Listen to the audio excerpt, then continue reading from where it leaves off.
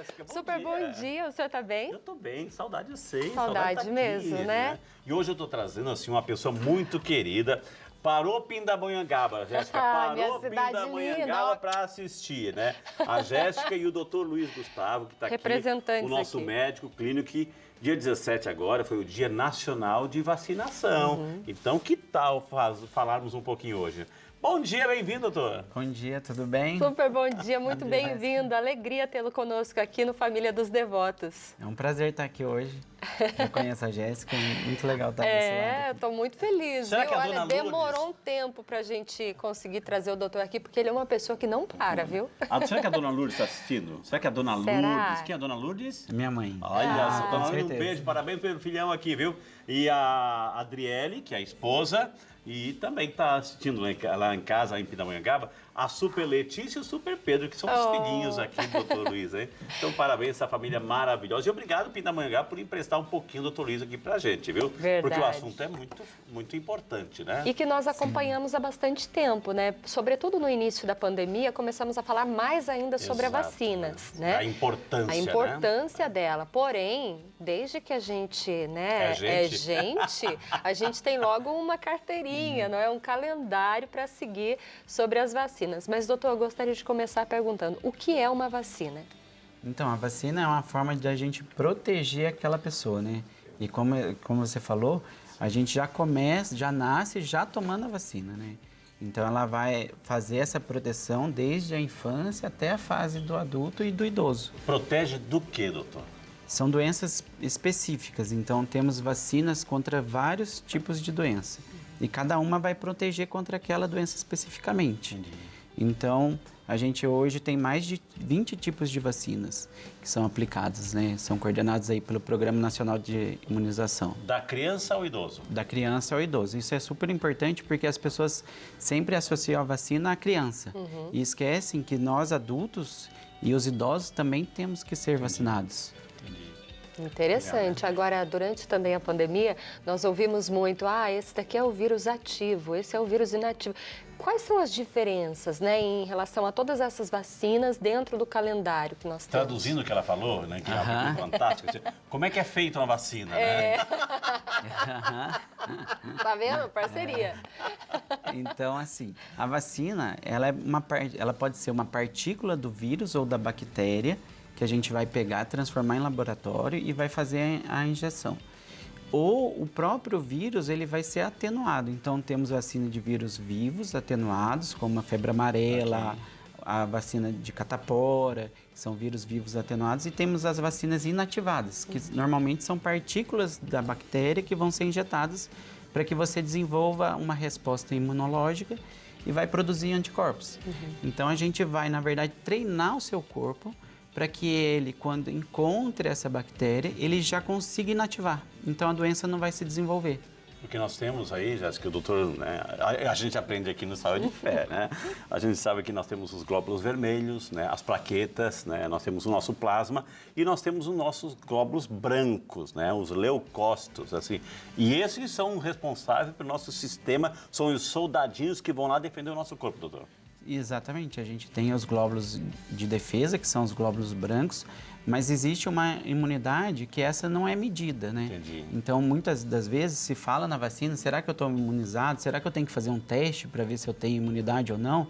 E não necessariamente são esses tipos de testes que nós vamos fazer. Agora, doutor Luiz, se de repente você está ali, você toma aquela vacina, Jéssica, porque você quer se proteger daquele vírus, aquela patologia lá, aquela bactéria, mas de repente você já tem aquele vírus e toma a vacina, faz mal? É uma contra-reação? O nosso organismo, como é que vai reagir nisso tudo? Não, porque na verdade, na maioria das vezes as vacinas são inativadas ou de vírus vivo atenuado. Então, se você já tiver o anticorpo contra um vírus da gripe, por exemplo, e tomar a vacina é de vírus inativado, então o vírus não está ali dentro. Ok. Então, e se fosse uma vacina de vírus atenuado, você já teria o anticorpo, então você já combateria aquele vírus.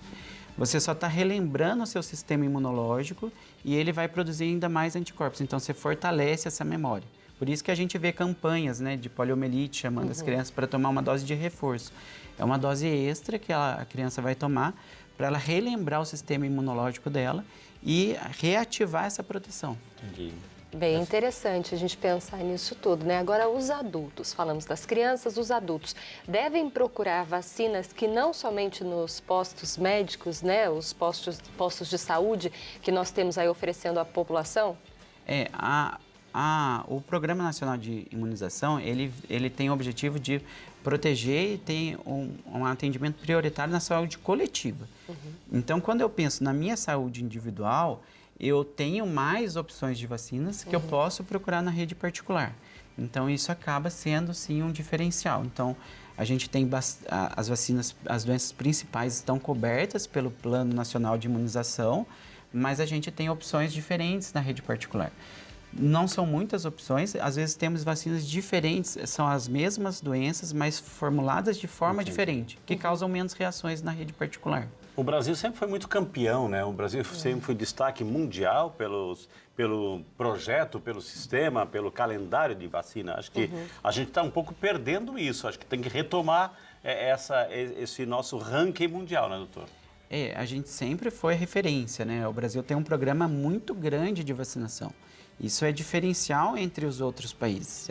Tem países que não têm essa cultura de vacinação desde a infância.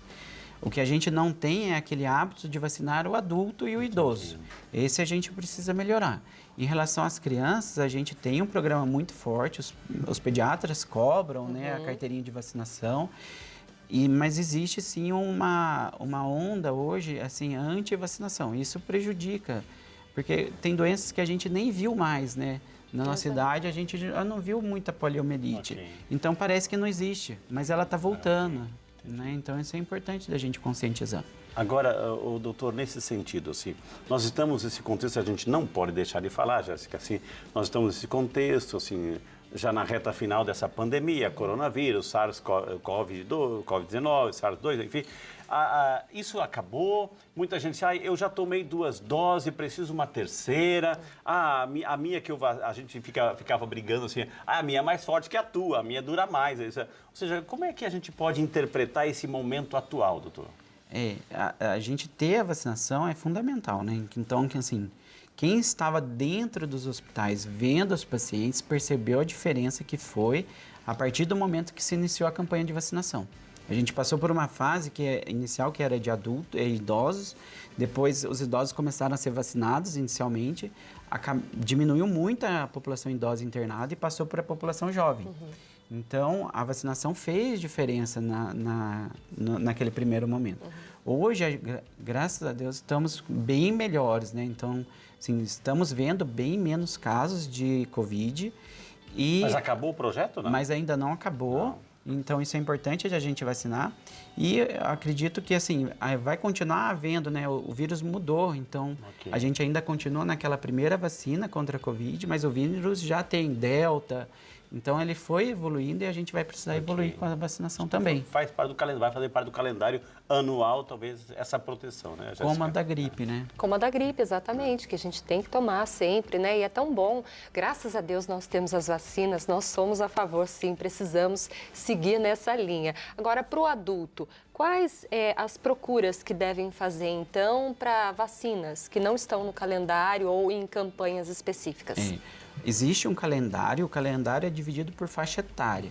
Então, temos doenças que são mais específicas da infância, que não são comuns na fase adulta e que não são comuns da população idosa. Então, tem vacinas que a gente vai tomar a vida toda. Então, da gripe, por exemplo, a gente começa com 6 meses de idade e vai até o final da vida.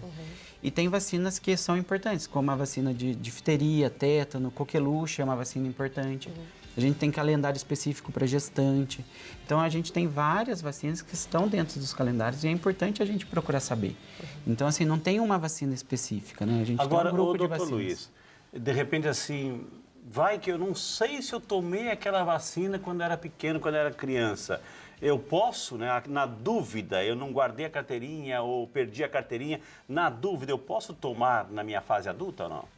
Pode. Na verdade, assim, se você não tem a comprovação da vacina, você não está vacinado para gente. Então, você vai tomar a vacina que está no seu calendário. Não necessariamente aquela vacina que era da fase infantil. Então, a vacina de catapora é uma vacina que a gente não vai fazer para o idoso. porque não está na faixa etária dele. Então, a gente vai ter a vacina de herpes zoster, que é mais comum na população idosa e não é na infantil. Legal isso. Interessante. Agora, nós falávamos agora há pouco sobre a questão de exames, que nem sempre são tão assim precisos para dizer realmente sobre a imunidade, né? A imunização daquela pessoa.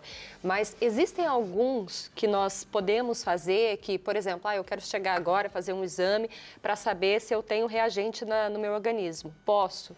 Existe essa possibilidade? A maioria das vacinas, não. Então, assim, para gripe você não faz. Para Covid existe alguns exames que são feitos, mas a gente fica muito na dúvida, porque se você teve Covid e tomou a vacina, você pode ter a proteção e nós não vamos saber diferenciar o que é vacina, o que é doença. Então, eles acabam sendo, assim, de pouca utilidade clínica, né? Eu não tenho motivo para eu te pedir um exame para falar se você está imunizado ou não. Então, a gente acredita que sim. Porque tem pessoas que estão estudando isso e eles têm acesso a exames que são específicos de estudo. Entendi. Agora, doutor Luiz, assim, existem, por exemplo, pessoas, o organismo, a pessoa ela resiste melhor, ela está mais imunizada, o outro não está tão imunizado, enfim, existe essa diferença natural disso tudo, doutor? Existe uma diferença natural, com certeza. Nós temos pacientes que não vão converter, né? Soroconverter que a gente fala. Você vai tomar o imunizante, mas você não vai conseguir produzir o anticorpo. Então, isso porque existe, ele não precisa? sim. Porque ele não... O vírus que eu te injetei não conseguiu produzir uma resposta inflamatória e ativar o seu sistema imunológico.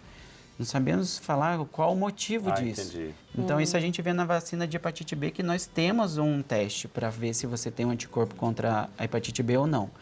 E muitas das vezes você tomou as 3 doses de vacina e você não soroconverteu. Então, nós vamos repetir uma dose de reforço e fazer o exame de novo. Isso é feito para algumas vacinas específicas, mas não para todas. É bem interessante, olha. E a vacina tem uma proteção coletiva, isso é mais importante. É importante, né? Por isso que é importante tomar. Por isso que é importante. Não é só, eu não vou tomar, mas você está prejudicando o coletivo da coisa. Você tem que ajudar também, você não mora numa ilha, então você tem que ser vacinado para ajudar o teu coletivo, o teu redor, né? Isso é importante, assim, né? Isso é o mais importante, né? Eu não vacino para minha proteção somente. Eu estar protegido contra a gripe, eu não te passo o vírus da gripe. Então, isso vai diminuindo a circulação da doença. Então, não é tão importante eu estar soroconvertido ou não. Agora, doutor, muita gente disse assim, por que eu tenho que tomar uma dose, depois outra dose de reforço? Por isso que parece assim que a vacina não tem tanta força, a vacina não tem tanta potência, ela é fraca. Por que eu não coloco tudo de uma vez só? Por que essas etapas diferenciadas? Essas etapas são determinadas pelo estudo da vacina. Então, a vacina do Covid foi uma vacina feita numa velocidade muito rápida e a gente não tem tanto estudo de longo prazo. As vacinas feitas de forma normal, fora da pandemia, elas são estudadas por um período muito longo. Então, você vai ter esse estudo e vai determinar se esse paciente, se essa pessoa conseguiu formar o anticorpo ou não. E daí, a partir desse estudo, ele vai falar se a vacina são 2 doses, 3 doses. Então, quem determina o número de doses é quem está estudando a vacina. Então, a gente tem vacinas que foram criadas lá inicialmente como 3 doses, mas depois de 5, 6 anos de uso da vacina, viu que 2 doses era o suficiente. Então, eles retiraram uma dose do calendário. Legal, né? Ou seja, prestar atenção no calendário, né? Se não tomou, toma, gente, porque é uma proteção a mais que você está recebendo no teu corpo e protegendo o coletivo, né, Jéssica? As campanhas que são feitas, não é o calendário, é sempre bom. Dá uma olhadinha ali, né? A antitetânica, né? Muita gente deixa passar. A gente brinca falando, aquela de 15 anos, nem tomei. Minha gente, corre atrás, não é? Tem que tomar, assim, a vacina, é importante. E, enfim, tudo que for necessário. Agora, bom, sabe...